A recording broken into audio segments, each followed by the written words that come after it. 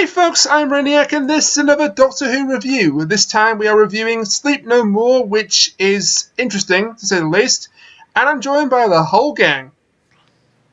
Keeping the trope alive! The whole gang apparently is just Kuchiri this week, okay. I was waiting because I knew Kuchiri was going to yell something stupid over me before I even tried to say We can my always name. count on that, come on now. Oh, yeah, of course. Well, Keeping the trope alive! and he shouted over me again as I tried to say my name. Thank you, Kuchiri. I am FreezingInferno. And Kat has fallen asleep. What? Oh my god. Oh shit, are we doing a thing? I'm sorry. By the way, if I you got had bored the listening to first Kuchiri's voice. if you had the first swear will be said within 30 seconds, congratulations, you just won the pool. So yeah, Sleep No More. Usually I will be handling the synopsis duties, but I'm not feeling 100%, so I'm delegating it to Fresno. let's see. The fish people of Atlantis showed up again. There was something about the axons, and everyone's dead. Wait. No, shit, that's actually not it, is it? No, that's the wrong one. We're talking about the one with the vagina monsters in it this time. Oh, you mean Terror of the Vervoids? That's the one. Ah! Okay. Well, okay. Well, we'll move away from the 20-word or less synopsis into something a little more wordy at the behest of Saitama. All right, so this episode opens with a Professor Rasmussen, yeah. He's talking to us. He's talking to us from a camera because this is a found footage episode of Doctor Who, and he's saying, "Don't watch this, don't do it. But if you are going to do it, I'm Professor Rasmussen, and this is a Latveria space station in orbit around Neptune. And here's what happened." We're then introduced to a squad of rescue mission soldiers in the 38th century. We've got Commander Nagata, we've got Chopra, we've got Deepo, and we've got 474, which is some sort of cloned grunt. I thought it was 473. No, it's 474. Ah. So we've all got everyone with their helmet cameras on because it's a found footage episode of Doctor Who. That's the gimmick of the thing. And they're going to the space station to rescue people. They're looking around this abandoned place, and we run into the Doctor and Clara. And from there, we get introduced to the world. And in this universe, in this time frame, there are these sleep pods called Morpheus, which allow you to get a full night's rest in just 5 minutes, which is billed and advertised as, "Hey, you can work harder to get your space bucks," to which only Chopra, the Doctor, and Clara really object to. But in one of the Morpheus pods, they find Professor Rasmussen, and then they also get attacked by these crazy monsters, these scary monsters, and one of them gets their arm shut the door and it dissolves. And from there, we get attacked by more of the monsters, and the Doctor surmises what they are. They are actually, you know when you sleep, and you wake up, and you've got all that crusty shit in your eye, and you scrape it out of the corner of your eye? Well, with the Morpheus process, that stuff accumulates, somehow evolves into a sentient creature, and is now attacking everyone on the station, and all the other people are dead. And indeed, some of our squad of soldiers gets bumped off by the monsters, which Clara helpfully names the Sandman, because, well, you've got this imagery. The Morpheus theme is that one song whose artist I'm forgetting. Mr. Sandman. Annotation. Yeah, Mr. Sandman. By the Mr. Cordettes. Sandman. By the Cordettes. Thank you. Bring me a dream. Yes. Bum, bum, bum, bum. So we continue on, and the Doctor realizes he's looking at footage of the Sandmen from their perspectives, since this is a found footage episode. But the twist is that the soldiers didn't actually bring cameras with them, and there are no actual, cameras on the base. No, the perspective of this episode has been entirely from little specks of Sandmen. So there's that twist. And more shit happens, more people die. We're trying to get off the station, and it turns out the entire thing is a plot by Professor Rasmussen, who can hear the Sandman in his head, and he's going to let them loose on colony worlds so that they can eat people and become the new dominant species, the next evolution. And that's bad. That's very bad. Eventually, Commander Nagata shoots him in the back a couple of times, and the Doctor, and Clara... She, the Doctor, and Clara... Shit. I messed up my... who I was talking about. Nagata, the Doctor, and Clara... Yeah, I fucked up. run off in the TARDIS, get away from Crazy Sandman, and all is happy until we see Rasmussen, who's been narrating the thing, get up and say, "Oh, well, they left. That was all part of my plan. Actually, I didn't want to infect the Sandmen by bringing them down to the planet. I just wanted to infect everyone by making them watch this recording." Yeah, so you watch this, you're all going to be Sandmen, and then we get the iconic ending of the episode in which he rubs his eye, and it melts into sand, and he starts talking in a demonic voice about how you'll show this video to your family and friends and become Sandman, as he melts away, laughing demonically. End episode. It's pretty much The Ring by now. Yeah. Or Halloween 3, in a way. It's The Ring in space, let's be honest. I never saw Halloween 3, so The Ring. Well, Halloween 3 kind of had to spoil. Halloween 3 kind of had a thing where, like, a company wanted you to wear these special Halloween. I know the basic idea, but I still never saw it, so. Oh, okay. I think The Ring, I think for this purpose... I know about Stonehenge and all that crap. I believe that The Ring is a better comparison. So let's let's stick with The Ring in space. Okay, The Ring in space. I'm fine with that. But yeah, that's a very good and short summation of the episode indeed. So normally we would talk about characters, but we're not going to have too much to talk about in this because it's not really about the characters in the episode. It's more about the episode itself. Yeah. But we may as well start with the star of the show, arguably, the Doctor. He didn't really have that much to do in this one, did he? Yeah, he's kind of relegated to the background. He doesn't have a really big Doctor moment. That's more to do with the fact that, you know, concept of found footage, and also you've got to remember, this is not a Doctor story. This is Professor Rasmussen's story, which just happens to feature the Doctor. Yeah, I'm gonna get into that. Are we going to wait until later to mess around with the ending, or can we talk about it now? We've abandoned this whole, we can't talk about that till now. Well, it does kind of make sense to save all our gushing to the ending, but if you got a point to make regarding the Doctor and the ending, I guess you can go. Well, it's more to cover all of the characters, in a sense. Okay. Rasputin's whole idea is that... Rasputin. Look, I can't pronounce his What's he stupid Russia's greatest love fucking machine? name. Alright, so Reese here, his whole idea is that he is going to take this video and he's making it into a story so people will be compelled to watch it, right? Mm-hmm. Yes. Who is the least important person in every single found footage feature?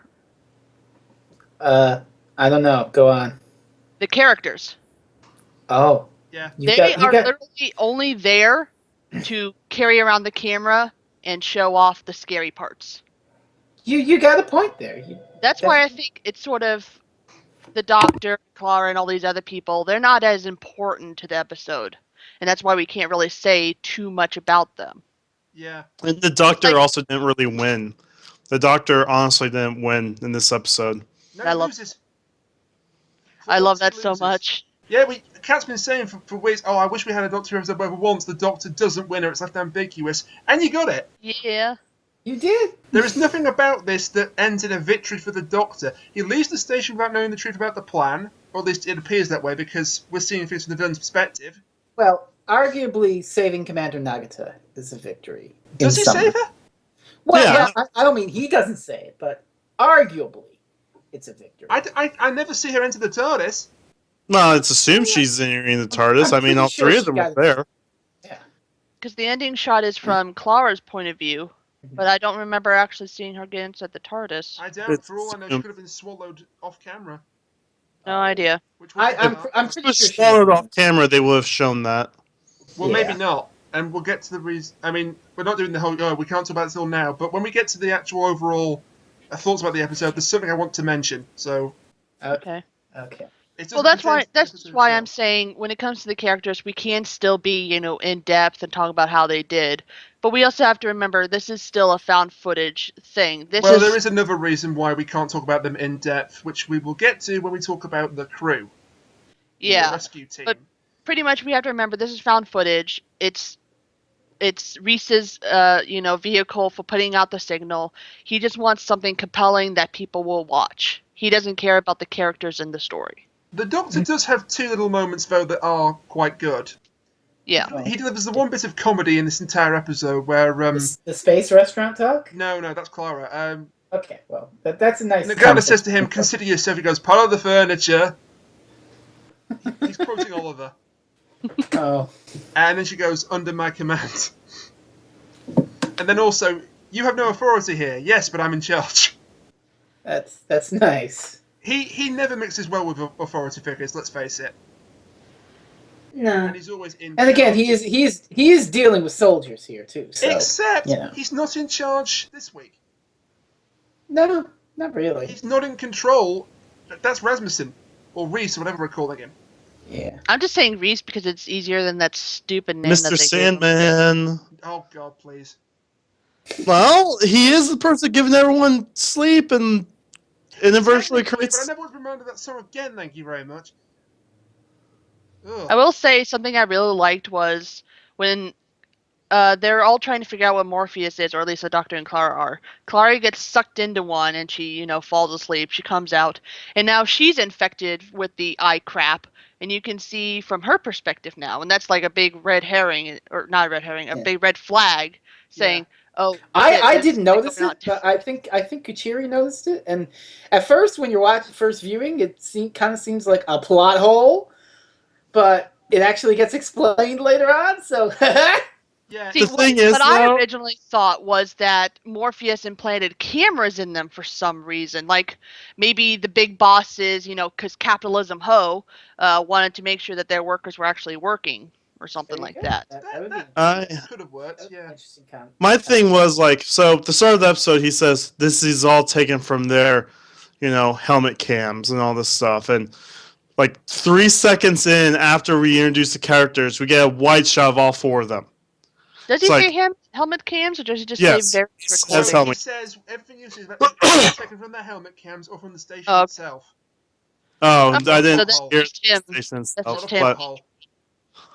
but the thing is, it's still just I just thought it was just kind of weird. And then the second was it happened to Clara after they said it was dust from the eyes and shit, I was like, oh, don't tell me. It Yep. was meant to misdirect you. Yeah, and That's let's one not forget that again, as Fresno said, on first watch you don't really notice it because you're just watching the episode.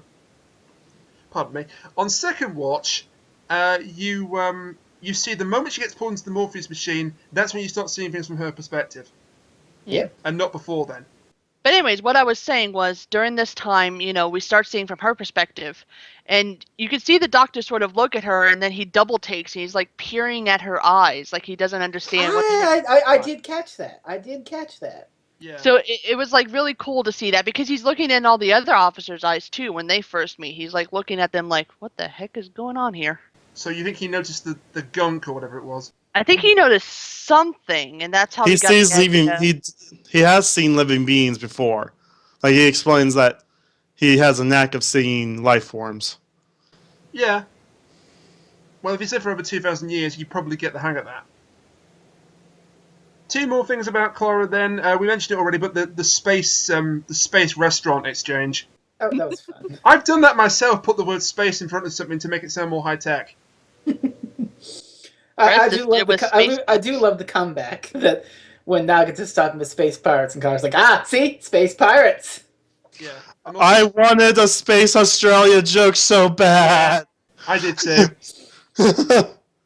Can I just say during this whole thing that they were looking at it, and it's like it was Japan and India. There was some calamity, and they fused together.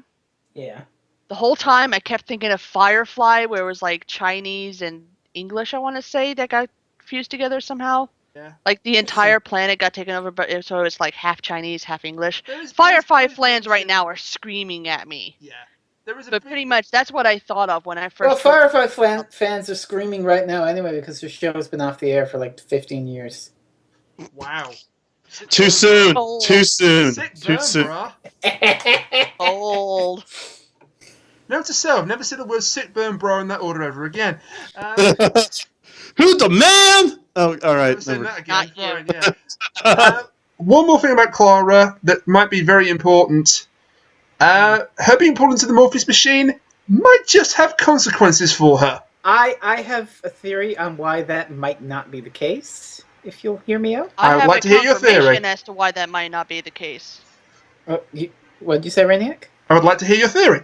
Okay, so at the very end of the episode, the last shot before Rasmussen's fucking face melts, is from Clara's POV. It looks like it's inside the TARDIS as it's fading away, and the viewpoint stays with the space station as we see the Sandman collapsing from high gravity or whatever. So the camera stays with the station. So that makes me think that the Morpheus Sandman stuff is also staying with the station. Because otherwise, how would that work? You think that the TARDIS, when it dematerialized, the booger or whatever it was, stayed on base? Yeah, On Clara? it makes sense, because otherwise, how would like that shot have happened? Because otherwise, like the thing would be in the TARDIS. Okay, that's one reason why it might not happen. It might be a red herring. You're right. What were you going to say, Kat? Apparently, at some point in the episode, the Doctor says that once they get back to the TARDIS, he can reverse the process. So this is probably, in line with that. So it's not hard to imagine that. Rule 1, the Doctor lies. Oh, well. He looks concerned. But not when it comes to saving people. He looks concerned, though. He does look concerned when he realises that Clara's got it. He says, we will fix this now, I'll fix Nagata. But it doesn't sound to me like he's being entirely truthful. Well, of course he's concerned. This is a brand new thing. He's never experienced this before. Who knows how long it takes for them to turn into sand people. But anyway, if she is still infected with the Morpheus dust, that's going to have consequences for her future. If she is not infected by it anymore, then fair enough, this was a one-episode thing. Well, she's already dead. We still have the option to, come back. For fuck's sakes, Harry. What? We still have the option to come back to this because, the ending was very open. And knowing Doctor Who, they never like to leave it off, so where the Doctor I hope we get a follow-up in a future series. Maybe set on Triton and the aftermath of what just happened. Could be interesting. We still need an aftermath of the Mummy episode from last year, because the Doctor kind of had like a half victory. The bad guys still escaped, though. Oh, yeah, Gus. Yeah, whatever did happen to Gus? We still don't know. Presumably he'll return, or perhaps he'll just be in all of the forgotten strands of Doctor Who plot that they keep doing. Or perhaps it'll be like a machine of the Rani. The Rani was Zygon Kate. Shit, what am I thinking of? That broke me so hard last week when you said the Rani would be Zygon Kate. Zygon Kate is the Rani. I was like, what? Anyway, you mentioned earlier, Kat, that, because it's a found footage episode, the cat is the weakest thing. It always is. Never was that more appropriate or true than upon the rescue team. My God, what a bunch of completely forgettable red shirts. Like, I saw this on Something Awful, and for all I disagree with the vicious, vicious hate this episode has gotten on Something Awful, I agree with this point. The goddamn base members of Under the Lake had more characterization than this rescue crew. Oh, completely. Jesus. Yeah, it's like, I read later that 474 had a crush on another person, and it's like, bitch, where? Oh, he has a crush on I'm sorry, did you say he? 474 is a lady. Oh, yeah. 474 is a she. I think, isn't that person, I don't Chopra? know. She had a crush on Chopra? Yeah, she had a crush on Chopra. Yeah. Chopra pretty. You are referring to the actress Bethany Black, who is the first, as far as I know, openly anyway, transgender actress to appear on Doctor Who. A clap for progress. Oh boy, you have just opened up she died in the exact same episode. You have just opened up a can of worms there for us now. Have I? Have I really? I mean, I'm actually serious. That's great. No, you haven't. Yeah, it's good, and I thought she probably was the most memorable of a non-memorable bunch. She's the only one that gets character development, by the way. Yeah. Yeah. Because they mentioned that she's a grunt. I should say that she kind of has a stupid death because she dies by walking through like a couple of flames. It looks like that would mess up your lungs. Okay, yeah, I guess. Plus, don't forget that she is bred in a hatchery. Yeah. So she probably hasn't got the most. There's ways to explain it. It just seems silly at the time, and a lot of people complain about it. Yeah, sadly, I hate to say this, but more than likely, her whole role is to be the meat shield, so she might not be very, Her role in the rescue team was to be the fighter. Mm-hmm. And Nagata did say, I'm trying to keep everyone safe, and that includes 474, so that was the one thing. She wasn't just like disposable force. Oh, there you go. Okay. Yeah, because when you watch the episode, she takes point. She's the one who goes ahead of everybody and, tells them to stop behind her. She's the meat shield, sadly. And that's just how it is. But she is a grunt, so it's I think understandable. they make their meat shields a little durable, though. In terms of the You'd be continuity of the surprised. episode, it makes sense that she is the quote unquote meat shield because she is a manufactured grunt. She's not an individual person. Yeah. Because, the whole idea behind the 38th century is that, capitalism everybody stops sleeping so that they can work more to make more money. More than likely, I would not be surprised if the grunts were really, really cheap. And even 474 has the sand in her eye. Because we do get scenes from her point of view. There you go.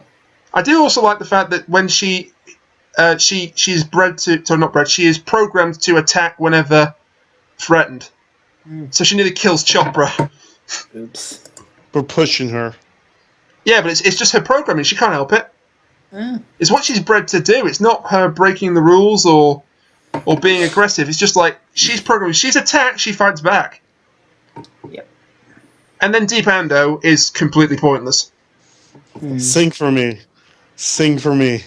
That scene is entirely redundant. How so? It just felt like it was in there to pad out the episode. It was Exactly. the Japan up episode. Because he sings against the locked door, and then gets devoured seconds later. Well, that was sure that was worth it. It was worth it. And I can tell you why. Go on. Because it's found footage. Yeah, all right. It's all to increase the suspense. Okay. That makes sense. Seriously, once we start talking about it in depth, I can explain just about everything. The one for you. character that had The problem is the scene was still boring as frick, though. It was kind of funny that We will talk about it in a minute. We will talk about it in a minute, because I know what Kat's referring to, and she's right. The other two characters, one had a spark of potential. Actually, Drakus, he's not on this show, but he's a long-time fan of Doctor Who, and he often comments on Twitter about our episodes, and to me on Skype. He liked Chopra, and he was disappointed that Chopra was killed off. I liked Chopra, if only because Chopra was the only other one who disagreed with the concept of Morpheus. Yeah, Chopra was the rebel. He was referred to as Can I get into Morpheus real quick about that? You can if you Or want. should we wait? No. Okay, well, the thing is that, other than the doctor's objection that humans need sleep and sleep is natural, the idea of Morpheus seems great in theory. I mean, you get to spend more time, like, with your family or whatever. You eliminate sleep to do more with your life and whatnot. But the problem with it is, as Kat says, capitalism ho. The only reason Morpheus exists, and it's advertised as such, is you can stay awake longer so you can make more space bucks. Yeehaw! Yeah, you know how people complained last week in the Zygon 2-parter that Peter Harness was being too overt with politics? Here, Gatiss is actually using Morpheus as his political point. He's criticising the greed of capitalism. Exactly. I mean, Rasmussen's line of time is money, and then you've got Chopra, and his role is the skeptic. He's the rebel. He's the protester. Chopra's the only one who's really like, for God's sake, sleep is like the last thing we have, and these capitalists are still trying to take it away from us. He is referred to as a rep. Now, this is not elaborated in the episode, but Mark Gatiss has said in an interview this was actually a Rip Van Winkle, and it's the term used for those that refuse to use Morpheus. The people that do use them are wide awakes. Yeah, you got that. That's nice world building. I like that, but it does get at the heart of the thing. Like, well, we don't get to see much of the world because it's a found footage episode and all, but and then we've got the most about Morpheus just seems to be a, oh boy, it sure is great that we can have more capitalism. Yeah, but I thought, again, Chopra's death did seem unnecessary, although, as Kat says, it's to build suspense. Yeah. But it does make the sacrifice of 474 entirely pointless. Again, building more suspense, I guess. I guess. Also, there's a genuine production error, I believe. After 474 has been killed or charges into the fight headlong, we actually see Chopra's point of view, briefly. Oops. Yeah, he never went into Morpheus. Actually, if you pay attention, it's from the side of his helmet. Oh, so you think that's the dust? Yeah. That's dust on his helmet. Yeah. Okay, so you don't think that's a production error? That's Yeah. the one thing that I made sure to pay attention to was, are they going to keep up with the same things? And while it was from his view, technically, it was from the side of his helmet, because I could see the little light shining off of the side. And special mention to the most annoying character of the entire episode, Captain Nagata. Oh, really? Yeah. Okay. I don't find that annoying. I didn't find her that annoying. It's the use of the word pet all the time. Yeah. This is an English thing. This is a term of endearment in the Northeast. I get that. If anyone in the Northeast wants to object, I'm not objecting to you using the word pet. But it kept being said all the time. And she was the one character I would have been happy to see the back of, so of course she was the only survivor. Figures. Okay. So I guess this is lost on us because we're from the colonies. She's basically a Geordie. Oh. I just completely considered her like a generic commander. I'm just going to point out, by the way, that I have nothing against Geordies. It was just this particular character that happened to be a Geordie. I don't even know what you're saying right now, man. Somebody from Newcastle. Oh, God. What the fuck is the Newcastle? Frez, I could sum this up really easily. It's like me with Rose's eyebrows. Oh, Jesus. It's a very good description of Newcastle indeed. Oh, Jesus. It's just this tiny little thing that you can't Wait, get over. is this like New Yorkers bitching about Bostonians? By the way, if you happen to be from Newcastle and you're watching this, I'm sorry I insulted you. He's not. Oi. You're gonna make the Newcastles riot, man. Okay, let's move on. Two of them that watches The point is, the reason why I didn't like any of these characters, really, they were completely unmemorable. People will say, well, yeah, they did have a lot of screen time. I would argue that's not a point, because they were the screen time. They were the screen time, but also, a character doesn't have to have a lot of screen time to leave a lasting impression on the fan base. They really don't. Look at Linda with a Y. Look at Shona McCullough. Look at Gus, who got literally no screen time. Look at Gus. Look at Madame Kavarian. I could mention another dozen examples. I'm not going to. I don't care for this. Why? Because they had qualities, human qualities that people related to. These guys are red shirts. Yeah, that's purely red shirts. And by the way, just to prove I don't hate Newcastle, Shona McCullough is from the Northeast as well. I didn't find her annoying, so suck it. Man, you're very sensitive about this now, Rainiac. Damn. Yeah, it's almost like I don't want to insult people by insulting people. Right. Did you have a bad experience in Newcastle? Did someone in Newcastle touch you in bad places? No. Oh my God. Can we move on, please? Yes. Right now? Yes. So the star of this show has to be the villain. Professor Rasmussen or Reese. Oh God. Well, Mr. Sandman. Okay. Will you stop? Kat, should we bring up our point about that song now, or should we wait? Do it now. Sure, let's do it now. Yeah, you want to say it or should I? Yeah, you can say it because I want to be nice about it. All right. Yeah. Okay. Yeah. So, Kat and I were talking, and we pointed out that the main fear of this episode, the main real scary thing, comes at the end with the implication that everything you've watched is going to turn you, the viewer, into a Sandman and kill you. So that's the main existential horror, which I will praise in a moment. But Kat and I theorized that if this was actually a Moffat-penned episode, the trigger wouldn't be the video glitches, but rather it would be the Mr. Sandman song. Because you know how much Moffat loves this repeated phrase sort of thing. Oh, and God. they used it all the damn time.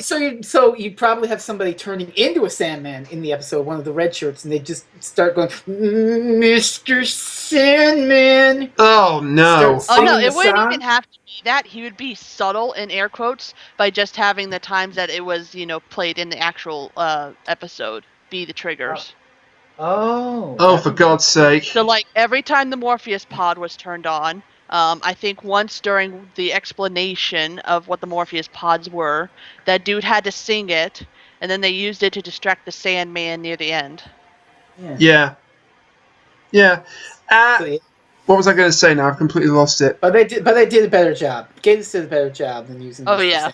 There was one very good use of the Mr. Sandman song, I thought. It's towards the end when Nagata has shot Reese and he's lying dead, or you think he's dead in the chair, and it just sort of him in the foreground as the music is just playing softly in the background. I thought that was a nice touch. But Why yeah, don't we talk about Rasmussen then? yeah, Rasmussen is the star of this show. Mark Gatiss, Because of the ending, really. not just that, but Mark Gatiss specifically wrote this role for his old pal Reece Shearsmith. They've acted together in the League of Gentlemen. In fact, they wrote the League of Gentlemen, so they're old friends. It's a natural fit. I think Reece Shearsmith was really good. I only know this guy because he was Patrick Troughton at the very end of the Adventure in Space and Time. He was Patrick Troughton in Adventure in Space and Time, but he was also... He's played a diverse amount of roles. He's played cowards. He's played complete psychopaths. Rasmussen is a combination of these two personalities, in my opinion. That's fair. He's like a calm psychopath. When he first showed... That's a very good term for him indeed, a calm psychopath. When he first shows up, he appears to be quite cowardly. He's hiding behind the Sandman machine, sorry, the Morpheus pod. Oh, what's that term? Sociopath, right? That's it. That's the one where they typically don't feel anything. And like he's saying, save me, I'm crew, so rescue me. And he wants to get off the ship as quickly as possible. We know why, of course. Mm-hmm. Because he's all manipulating the narrative. Then he gets swallowed. Except, of course, he doesn't. Now, when I was watching this first time, I got very confused because I couldn't tell that he got swallowed. Neither could I, to be honest. So I was just confused when, hang on a minute, why is he not with Nagata and the Doctor and Clara or 474 and Chopper? He's the one who got eaten when the grav shields turned on. I didn't see him get eaten the first time. No, because you only see a POV shot. Oh no, it's a Sandman! Oh! Yeah. It kind of falls on him, kind of. It sort of does, yeah. But he says a double role in this episode. He's both the villain, of course, hence the sociopath bit where he's saying, like, I'm going to spread this across the galaxy. Yep. He's also the narrator. And here's the really clever bit. All of the events are from his point of view and may not be entirely accurate, but that's part of his plan because, as he says, he's trying to make things as exciting as possible so people will keep watching to the very end. Should I be praising this now, or are we going to talk about like this in the ending? I think we're going to talk about that when we talk about the found footage. Okay, well, I'll wait then. Yeah, but people have been wondering. You know, sometimes Doctor Who episodes get accused of bad science, don't they? Oh god! Like episodes we can't mention from Peter Harness. Sci-fi show? Like an episode we can't mention written by Peter Harness that's not the Zygon inversion. This had so-called bad science, because people were wondering, how could Rasmussen talk and move when he was already dead? Well, here's why. The dust had hijacked his body. That's the bad science you're talking about? There's another one. Because he was basically reduced to a vehicle, wasn't he? Yeah. They even say, there's nothing left of Rasmussen anymore, only us. I was thinking more of the fact that people were wondering how in the fuck the crusty shit that gets in your eyes when you sleep survives. Because it evolved to have optic sensors. It could be something as simple as, like, there's a certain bacteria that generates and collects in the eye crap, and then you take it out and it dies along the way. It can't be bad science if it's fictional. Like, entirely fictional. Tell that to the people who watched the Peter Harness episode that wasn't the Zygon invasion. Thank you. Also, by the way, that's why he survives being shot by Nagata at the end. You can't actually shoot dust. Yeah. That's another complaint people had with this, is that the rescue crew has guns, but the only time we see anyone actually try to shoot the Sandman is Nagata at the very end. Nagata tries to shoot the Sandman, and I think 474 tries it, but is called back. Yeah. Like, you hear the gun charging, but then she gets called into the room. Yeah, but nobody else actually tried to shoot them. I mean, it's futile because they're made of dust. That's why I don't find it a problem that the Professor survives being shot. Because it's established that you can't shoot dust to kill it, and he's dust. There you go. He doesn't look like dust, but he is dust. Maybe it's just protocol that they're not allowed to shoot any new life forms until they can identify properly, like, I don't know, something about them. But basically, he is the puppet master. Yeah. Yes. And we think he wins. It's up to interpretation. It could be when the signal shuts off at the end that the signal did not get through. Because he's dissolving as the Doctor self-destructs the gravity shields. It could be that he wins, he gets this thing out, and every person in the solar system died in the 38th century. Who knows? But I mean, by then in Doctor Who history, humans had pretty much gone past like our solar system, so it's not the end of the human race. It's just, oh shit, there was a big catastrophe. And the final character thing we should mention, we should just give a little mention to the monsters, to the Sandmen. Yeah. What do we think of the Sandmen? They're okay. Could have been designed better. Could have been designed better. Fine. How could they have been designed better? Because literally, I was actually trying to look for this, but I've been watching a bunch of Sentai and Kamen Rider. That same design has been used like a dozen times in the last 10 years in Sentai and Kamen Rider. Like the whole... What, lumpy slime men? That with a giant, like, fucking hole in their face. And that wasn't the face, I believe that hole was in the neck. The hole went from their face and down. Okay. I'm going to say I like it, and for one reason. So let's just say that... Oh, sorry. What's the reason, Kat? Go on. I was just going to say that... let's just say that people who haven't been watching children's Japanese karate shows for 10 years were fine with the Sandman. Yeah. I think that's fair. Yeah. Like me. And even I've watched a bit of Sentai, but I was fine with the Sandman. I actually think they're one of the better episodes... one of the better monsters this series. New monsters, anyway. Let's see. What new monsters have we had? The Ghosts, the Fisher King, the Mire, the Fisher King. The Fisher King was badass. That's it. Badass but a chump. The Mire and Odin, and Leandro. God damn it! Oh yeah, Leandro. The Beast. The Beast from Beauty and the Beast. Sorry, I keep referring to him as Lion-O. I'm sorry.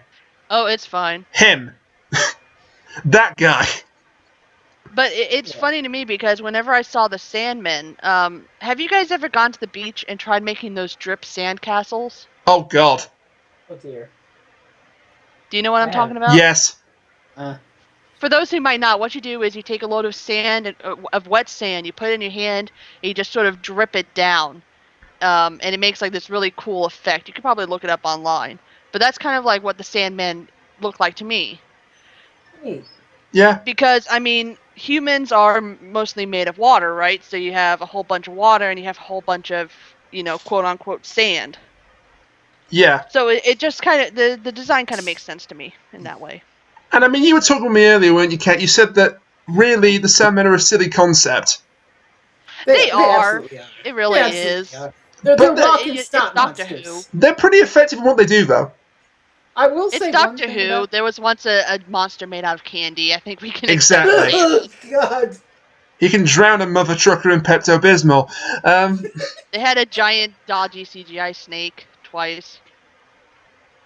Yes, and then they made up with it with Colony South this year. Anyway, Fish people.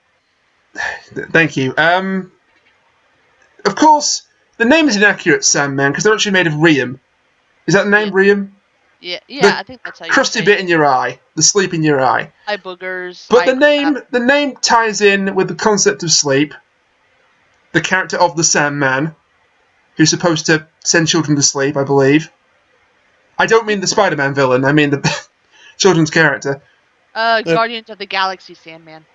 Yeah, and the song also that we've already mentioned that is present throughout the episode.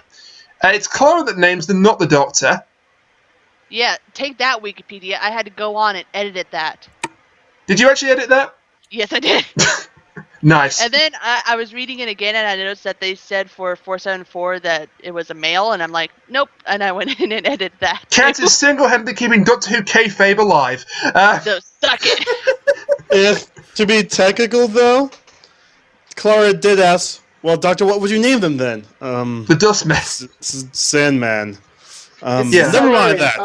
But the point I want to make is because she names it, this ties in with her becoming more and more like the Doctor. Yep. We've kind of got away from that in the past couple of episodes. We're back to it. Does that make Clara... No. No. Fred, no. You've had your opportunity with the mirror and you blew it. Your opportunity with the mirror was with the cameras. Oh. You didn't take it. You didn't take it. Shit. You lost. You lose. We didn't talk about the found footage yet. Good day, sir. Shit. Didn't talk about the found footage yet. Thank you for the... I lose. Damn it, you had sir. one job. You had one job. I'm not firing myself again, goddammit. No, it's okay, 'cause I'm firing you. What? Dun, dun, dun. What, out of a cannon? Yep. Yes. Okay, in a bid to save my job, which I gave myself, Kat, you want to talk about the found footage aspect of this episode? Yeah, and I think Frez wants to as well. Yeah. Well, Because gee, Frez I is a mean, huge fan of it.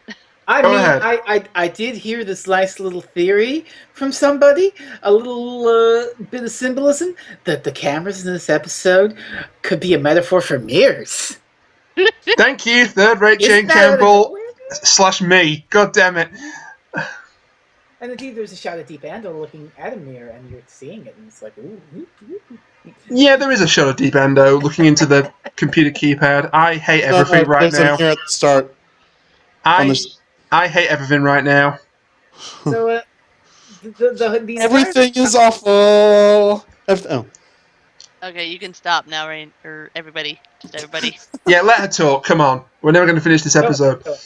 Alright, so I am a huge pussy, but I'm a huge fan of horror. Sorry. So one of the things I always do is I always critique, these horror movies. And one of my favorite things to critique is always found footage because it's always done wrong. And thankfully here, they actually managed to do it mostly correct. Well, can I just ask one question? Go ahead. Sure. What's a found footage movie that you've seen that has done it right other than this? Is there any of them? Not that I can think of. Okay. Cloverfield. No. No, not definitely not Cloverfield. The Strouser critic seems to love Paranormal Activity too. Well, that means I Fuck don't. Paranormal Activity. It's one of the worst ones. It's one of the worst series. You know when what's it comes to funny? found You know footage. what's funny is that I saw the last 2 minutes of a Paranormal Activity right before I think it was Zygon Invasion, because it was Halloween night. Yeah. Which I would say that this episode probably would have made a good episode to air on Halloween night. Yeah. I think if it aired on Halloween night, there would have been health warnings and kids screaming for days. Yeah. What? That wasn't happening now? Well, yeah, but it's always amplified on Halloween night, isn't it? There's a reason why The Waters of Mars, which is still more legitimately the most creepy episodes of modern Who history, didn't air on Halloween like was originally planned. That's why we didn't get Waters of Mars on Halloween? Because it was too scary. Oh, how about that? Kat. Yes. Back to you. Okay, so found footage, it always does something huge wrong. And you can find this mostly in the Paranormal Activity movies. You have some asshole who hears a noise and his or her first reaction, oh my gosh, I gotta grab my camera and document this. Why would anybody ever do that? Why is this It's person like- Hank from King of the Hill, by the way? Wasn't even trying for that, but okay. Dang It's it, like Bobby! first- I heard a noise outside. Damn it, Bobby! Stop poking the ghosts. It's like, Continue. I understand why they do this, because they want to give people an actual movie. But in the overall theme, which is found footage, it does not make sense. Thankfully, though, here in the episode, it actually does, because they're not carrying cameras. They're not actively trying to carry around cameras. It's something that they have no control over. And that's what I think is a really good found footage, is when it's something that somebody can't really control themselves. Because in the grand scheme of things, if you have somebody carrying around a camera while they're being attacked by a demon, no, they're going to drop the camera. Yeah. Well, if they had stuck it's the with the same thing helmet... with Cloverfield. During Cloverfield, you have this giant monster attacking New York, and this one jackass keeps hold of his cell phone camera the whole time. No.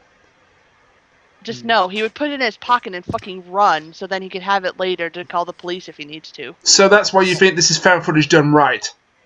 Yes, that's why I think this is found footage done right. Because I do have one major complaint about this. Oh, what is the go on? So, these things are meant to be organic life form beings, right? Yes. How is their vision being recorded, and how could the doctor hack into it?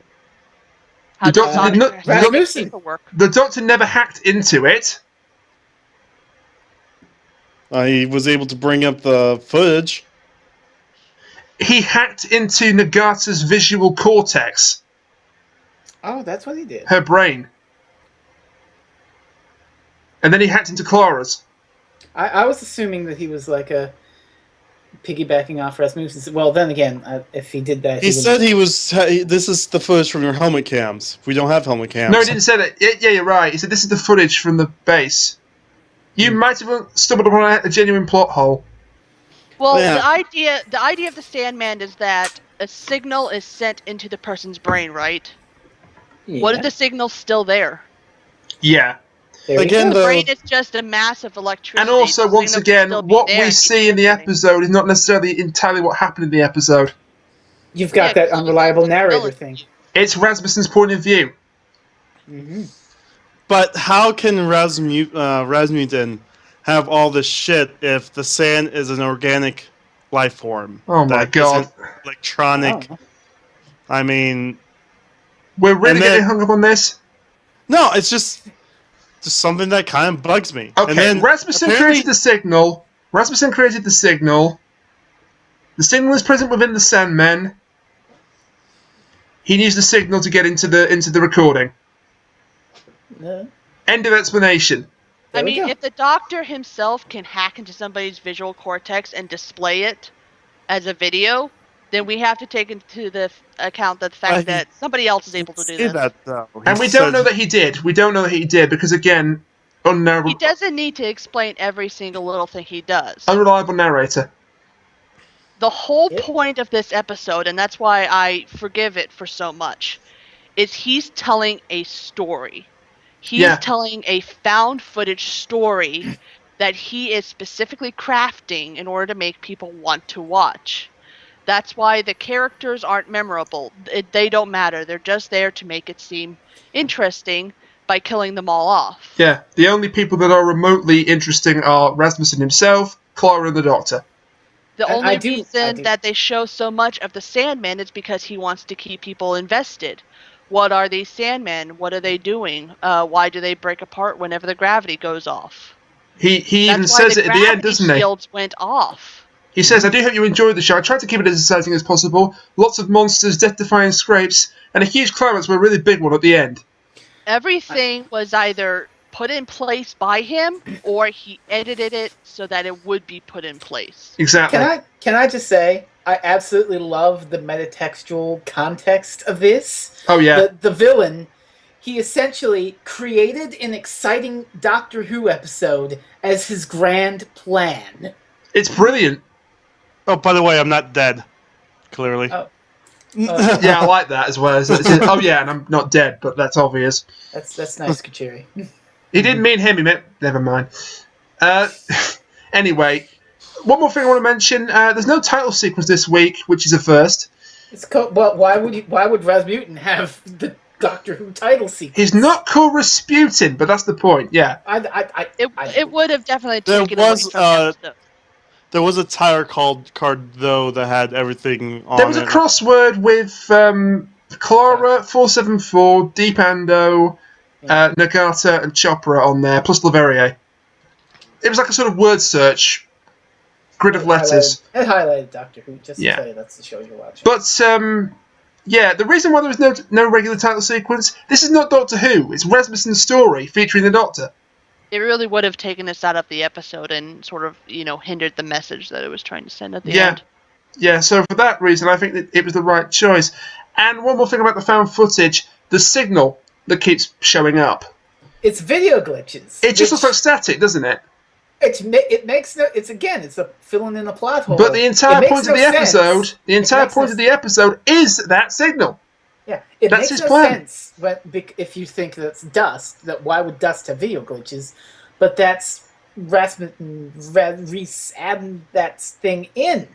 Yeah, and the common thing is, it's so subtle, I never noticed it at first. And it's so clever, too, because in the beginning you think this is their helmet cams, we're watching from their helmet cams. Then Clara's vision shows up and you're like, okay, this is weird. Why is their vision still glitching? And then it's revealed, and it's such an amazing reveal. Yeah, it really is a very clever twist indeed. Can I gush a little bit about the ending itself? Oh, I'll be right there gushing with you. Go ahead. Bloody hell. But you go first. That's one of the best endings I think Doctor Who's ever seen. Oh, okay. Now, people have complained about this. People haven't got it. I've got some words for those people at the end of the review, believe me. Oh. But, okay. as I say, this one will take a few watches to figure it out. Once you do, it is borderline genius. I will say one thing about Doctor Who. Now, Doctor Who, it has this long reputation of being scary. You know, the trope of hiding behind the sofa and whatnot, right? But Doctor Who has never really actually scared me. Very few times it's actually unsettled me. Like, I can think of Blink and Midnight. That's about it for actually properly scaring me. Until this episode. Because I love existential horror. And the fact that this episode you're watching is going to kill you, that is genuinely scary in a way that few things actually do. And actually, when I did come up from the basement after watching it, I did actually have to rub my eye a bit, like paranoia, like, oh god. You weren't the only one. You weren't the only one.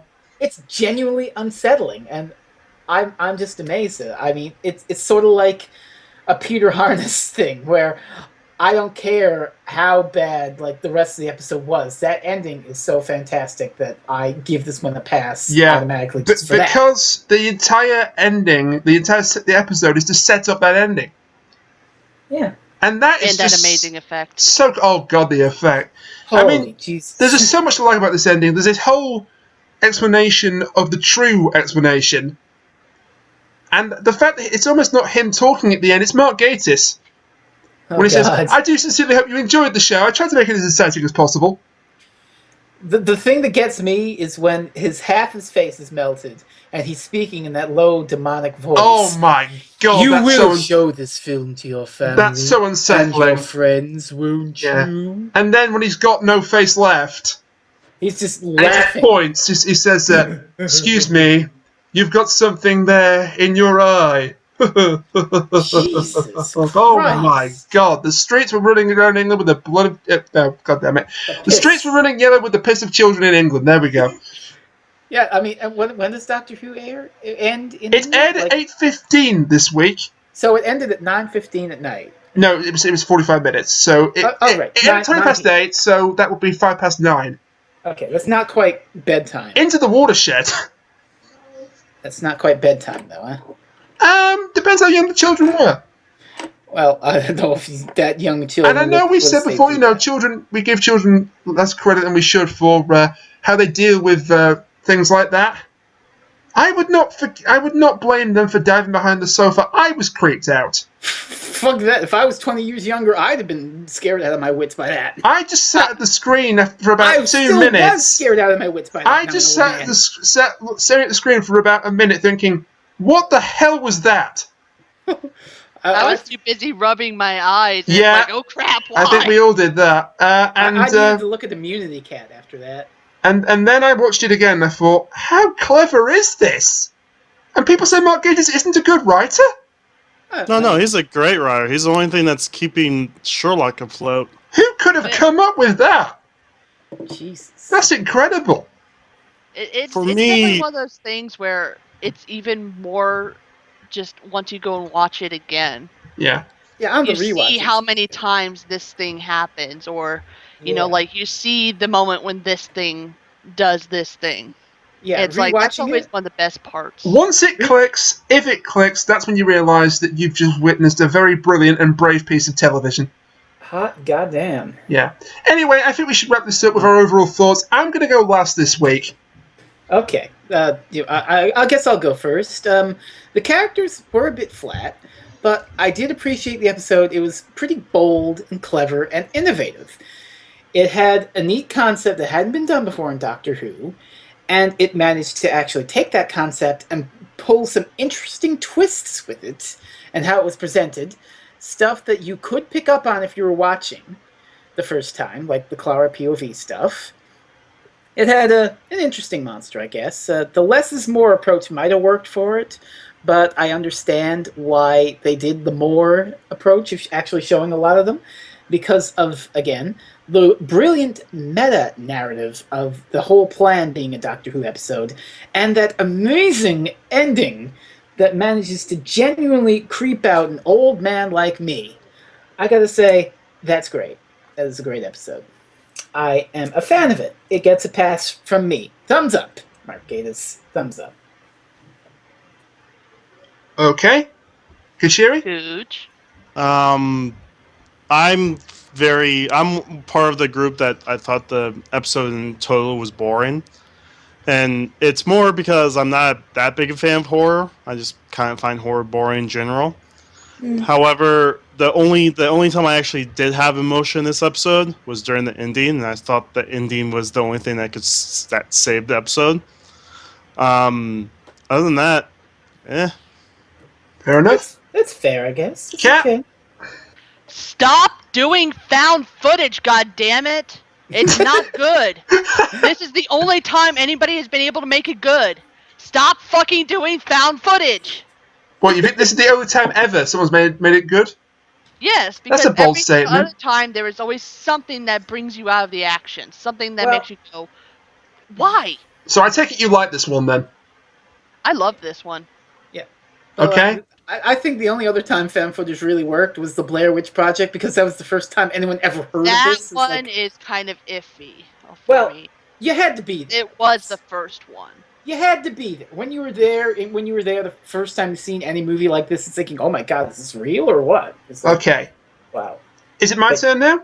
Okay, go ahead. Batten Unload. down the hatches, folks. It's about to get spicy in here. Right. Brainiac's getting salty. So first of all, no, it won't be me getting salty. It'll be the people that disagree with me. Oh boy. Okay, so this was not the best episode of this series by far. amen. It's not. It's not the worst. It's Really not close to the worst. It's above average, I'd say. But I'll put it there. the point of this episode, the point of this episode is that it's very clever. It's almost genius, in fact, and not everyone is going to get the concept. I can understand that. Not everyone has to get the concept. But when you've got people out there that are saying, this is the worst Doctor Who episode ever made, have they watched Hyde? Have they watched... Have you watched Forest? Have you watched no, Forest? Kat? Evolution of the Daleks? Can Love I It, stop you for a Monsters? second? Can I stop you for 1 second here? I swear to God, on something awful, I actually did hear someone say this was the worst episode since In the Forest of the Night. Why do you I think swear I'm going I've read that piece Why of do you text. think I'm getting on my soapbox? Okay, continue. This is not a dig at you, by the way, Kuchiri. I think you've got every right to criticise the episode for the reasons you've stated. That's fine. You didn't call it the worst Doctor Who episode ever. You're safe. This is not you I'm talking everybody to. likes horror, and I'm talking to the people who call this the worst Doctor Who episode ever. There are always going to be people out there who will dislike that they just cannot understand. Wow. Okay? That doesn't make it a bad episode. It just means that you, personally, did not understand it. There's nothing wrong with that. We can't all understand everything. Don't tag it as a bad episode just because of that. It was not a bad episode. It wasn't a great one, but it was not a bad episode. And I applaud Mark Gatiss for trying to do something different with this show. And we need episodes like that from time to time. Okay. End rant. I apologise. But my God. Don't apologize. That was beautiful. Yeah, that was good. I will say one thing is that this review, this episode, and its reaction has finally made me realize that I am living in complete backwards land when it comes to popular Doctor Who opinion. Because popular Doctor Who opinion loved Before the Flood and hated the shit out of this. Yeah. And I'm the opposite. I thought Before the Flood was probably the worst episode of this series. And I thought this one was good. As I say, not great, but clever.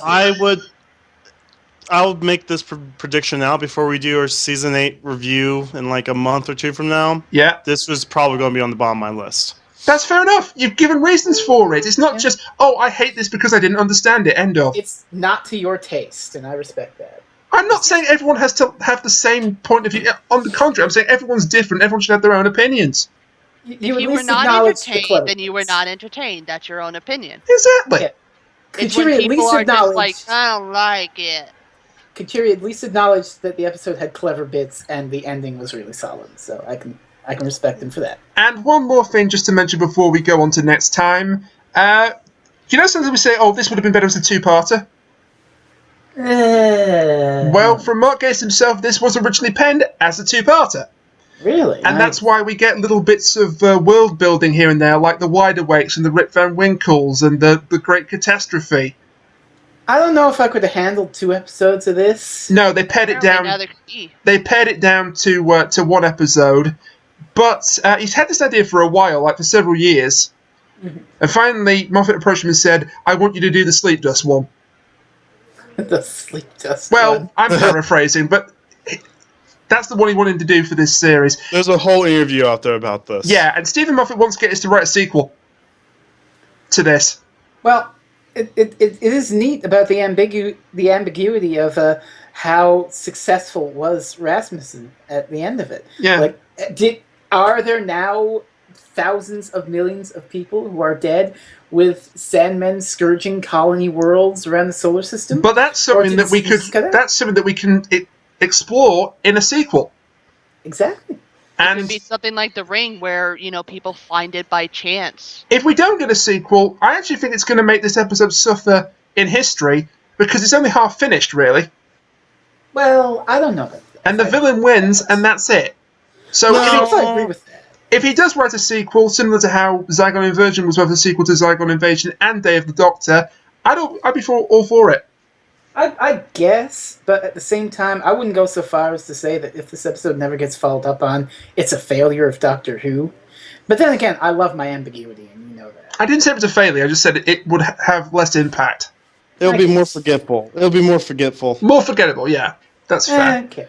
Well, Okay. I would say even if there wasn't a sequel to this, I would write it off as it's like The Ring, where people sometimes find it, but not everybody can find this episode or this this signal or whatever. And it sort of goes into ambiguity where it's not even a legend; it's just something people happen to find. Okay, and that's Sleep No More in the books. Next time, oh boy, we have Face the Raven. Riggsy's back! Yeah, We're going to Hogwarts! And guess what? I've been sitting on that information for about 7 months. Wow. Holy shit. We all knew Rigsby was coming back. I didn't know Rigsby. Rigsby was coming back. He's not the landlord from Neither did Rising Damp, Kuchiri. It was in that video I did about, spoilers about Season 9, or details that we know so far about Season 9. But now that trailer's aired, we pretty much know everything that I put in that video, by the way, so hey. Diagon Alley. Yeah, Yay! and it's written by a new writer, Oh boy. Sarah Dollard. Well, I hope her script isn't dull. Oh my god. Oh my god. I said dull, not dull. I'm more excited about the episode after the next one. You can't talk about that. We But I can't talk want to talk about it! Save it for next week. Ah! That's a very good impersonation of I am Raven. just Good job. waiting to see how well they do Harry Potter, because I am a huge Harry Potter fan. So I yay. hope it's a bit like Harry Potter. I will say this: It looks like the Harry Potter. trailer was a bit lackluster, in my opinion. Well, There is a I just TV enjoy trailer. Harry Potter movies, so. There is a TV trailer, and to channel the beginning of Sleep No More, whatever you do, don't watch it, because I've been told there are big things in that they really shouldn't have revealed, which they did. oops. So if you see the TV trailer come on, look away. Shut the sound off, look away. You don't Look at it. Whatever you do, don't look at it. If you look at it, it'll kill you. No, it won't kill Too you. late. I looked. Enough of the drama, but I'm just saying, if you want to go in blind, don't look at that trailer. I didn't. I managed to stop myself. I what? You mean the one that aired at the end of the episode, or the one? No, the that's airing TV trailer, the BBC One TV teaser. Well, I don't have BBC One. So... No, but it's on popular sites okay. and on YouTube, so just be careful, is what I'm saying. And I've got a feeling of impending doom about Clara. If this week didn't signal the beginning of the end for her, I think this one might just. It might. I hope that's not true, but we'll see. I got a horrible feeling. Well, not a horrible feeling. I got a feeling this might actually be the first of a 3-part finale. We'll see how right you are. Which I would love, but we will see how right I am or how right I wasn't. But the Next episode time. names. Sorry? The episode names, which has been released, I don't think this is going to be a 3-part. Well, you don't know. No one knew that Utopia was going to connect to Sound of the Drums and Last of the Time Lords. But it did. But the thing is, this whole season, though, this whole series, though, has had a naming scheme with their 2-parters. All right, but maybe there will be events that happen That I have been spoiled on the last 2 episode names, so I know where you're coming from. yeah, we're not going to mention that though. We can't talk about that yet. We can't talk about that yet, I guys. want to. Save it for next Next week. week. All right, Next all week right. we're Somebody gonna get hang here. up on Kuchiri. Next week we're going to get here, and Kuchiri's like, I have nothing to say about that episode. Save it for... yeah, I want to come back next week. Anyway. This is all a plan. So that was Sleep No More. Very interesting episode. Very, very divisive. Perhaps the most divisive in a long time. I don't know. Peter Harness, man. Yeah, alright, fair enough. But thank you to my guests for joining me to talk about that episode. And next time we will all face the Raven. By the way, if you listen to the end of this, the signal's affected in your brain, and now you're going to turn to sand. Bye!